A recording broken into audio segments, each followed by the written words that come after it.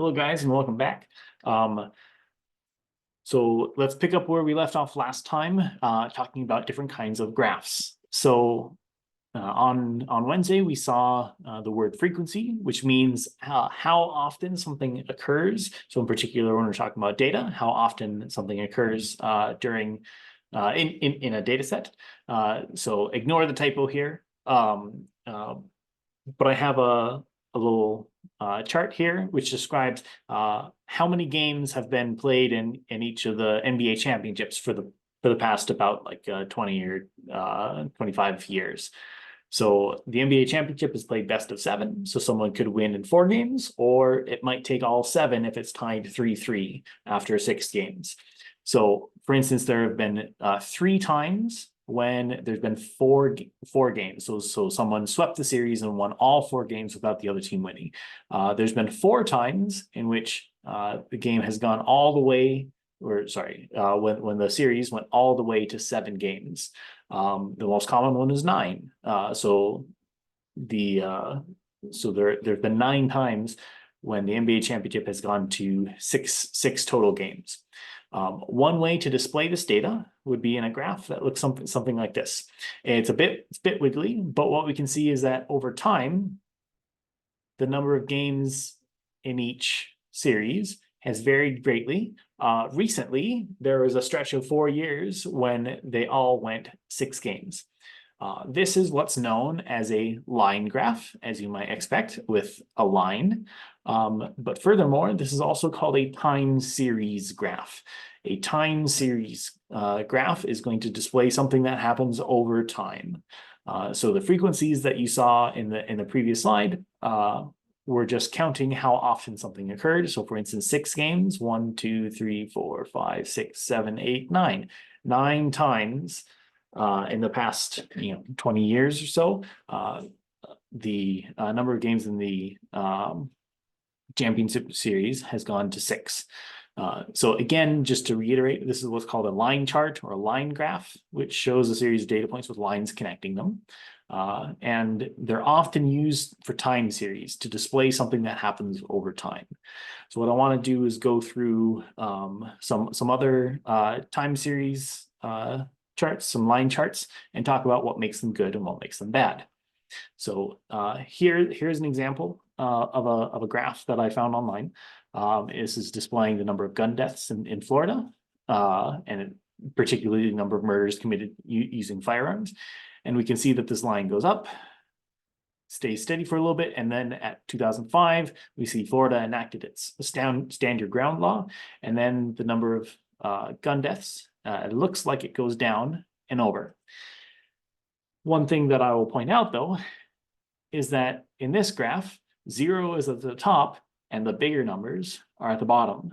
So as this line is going up, it's getting closer to 0. So as the line goes up, the number of gun deaths is actually decreasing. When the stand your ground law was enacted, the number of gun deaths actually went up. So now we can ask, why did the person who made this graph flip the vertical axis?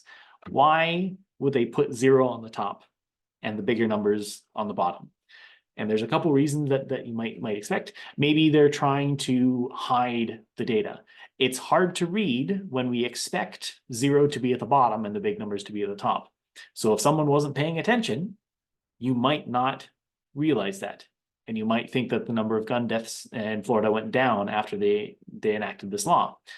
However, this is actually not the case. So this is put out by Reuters, which is a famously very neutral news source. But in particular, the author wasn't trying to give out any misinformation. They wanted it to look like blood trickling down the screen. So this was just an artistic choice. They chose to flip it over and paint it in red to make it look like blood. And this was just a design choice, but one that makes the graph a little bit hard to read. So it's just another cautionary warning that you should probably pay attention when seeing charts like this, even from reputable news sources. This is one of my all-time favorite graphs. this contains, for me, absolutely no information. This was in a chart presented by a politician during the initial months of COVID. And we can see that it's a line chart, and the vertical axis is labeled St. Louis and the horizontal axis is labeled Philadelphia. And it's about the 1918 Spanish flu pandemic. I don't know what this is saying. I don't know what this line represents, if it's the amount of St. Louis's there are per Philadelphia, if it has something to do with the Spanish flu.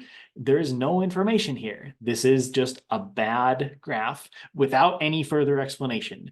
If I could tell you what it was, maybe this would be okay, but without any other explanation, there's no information in this graph. So what I did is I went out and found this graph, and it might be hard to read on the screen, but I'll put up the slides on Brightspace.